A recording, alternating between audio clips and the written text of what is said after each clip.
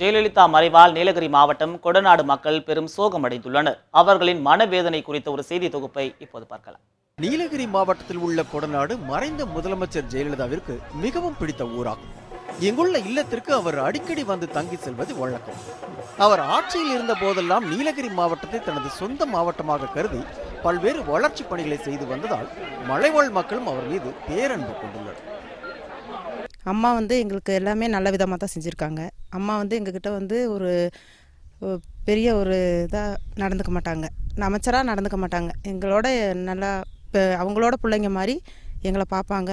வந்தாலும் எங்களை நல்லா இருக்கீங்களான்னு கேட்பாங்க. இன்றைக்கி அம்மா இல்லாங்கிறது ஒரு மன வருத்தம் தாங்க. ஜெயலலிதா எப்போதெல்லாம் கொடநாடு வருவாரோ அப்போதெல்லாம் அப்பகுதி மக்கள் கூட்டம் கூட்டமாக சென்று அவருக்கு உற்சாக வரவேற்பு அளித்து வந்தனர். இதனால் மகிழ்ச்சியடைந்த ஜெயலலிதா தேயிலை தோட்டத்தில் பணியாற்றிய தொழிலாளர்களிடம் எளிமையாக பழகினார். நாங்கள் 10-11 வருஷமாக வேலை செய்கிறோங்க எஸ்டேட்டில். ஏன்னா அம்மா வந்தாங்க, நல்லா பேசுவாங்க, பழகுவாங்க, பெத்த பிள்ளைங்க மாதிரி நல்லா பார்த்துக்குவாங்க. இப்போ அம்மா இறந்தனால எங்களுக்கு ரொம்ப கஷ்டமாக இருக்குங்க. அளவு கண்ணீர் மாத்தான் இருக்கோம் நாங்கள். ஏன்னா அவங்க அவ்வளோ ஆதரிச்சாங்க எங்களை. வந்தாங்கன்னா பார்ப்பாங்க, பேசுவாங்க, அம்மா நல்லா இருக்கீங்களான்னு கேட்பாங்க. ஊருக்கு போயிட்டு அம்மா இல்லாமல் எங்களால் ஒன்றும் பண்ண முடியாதுங்க. ஊருக்கு போயிட்டு வரமா, போயிட்டு வந்து உங்களை பார்த்துக்கிறேங்கம்மா, பிள்ளைங்களாம் நல்லா இருக்காங்களா அப்படின்னு கேட்பாங்க. அம்மா எப்பயுமே எங்களை நல்லபடியாக தான் பார்த்துக்கிட்டாங்க. எந்த சலுகை எதுலேயுமே குறை வச்சதில்லை.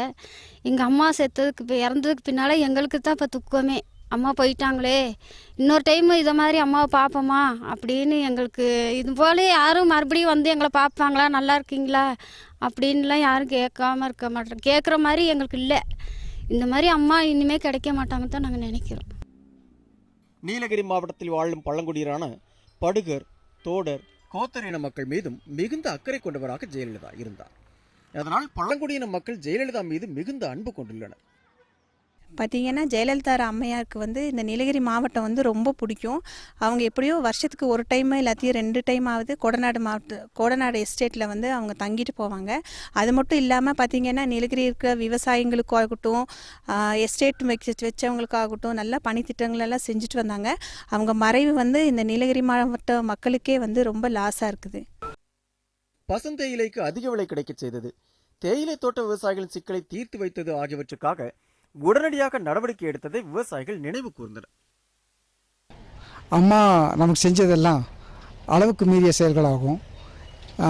இப்போ லோன் எடுத்துக்கிட்டோம்னா கூட்டுறவு ஏகப்பட்ட லோன் கொடுத்துருக்குறாங்க. தேயிலை பொறுத்த வரைக்கும் மானியம் 5-6 வருஷத்துக்கு முன்னாடி மாபெரும் மானியம் கொடுத்தாங்க. அது ரொம்ப ஹெல்ப்ஃபுல்லாக இருந்தது. ஜெயலலிதா மறைவால் பெரும் துயரத்தில் ஆழ்ந்துள்ள நீலகிரி மாவட்ட மக்களுக்கு நலத்திட்டங்களை தொடர்ந்து நிறைவேற்றி அவர்களின் குறைகளை தீர்ப்பதே அவர்களின் கவலையை மறக்க செய்யும் மாமருந்தாக அமையும். நியூஸ் 7 தமிழ் செய்திகளுக்காக உதகமண்டலத்திலிருந்து சிவசாமி.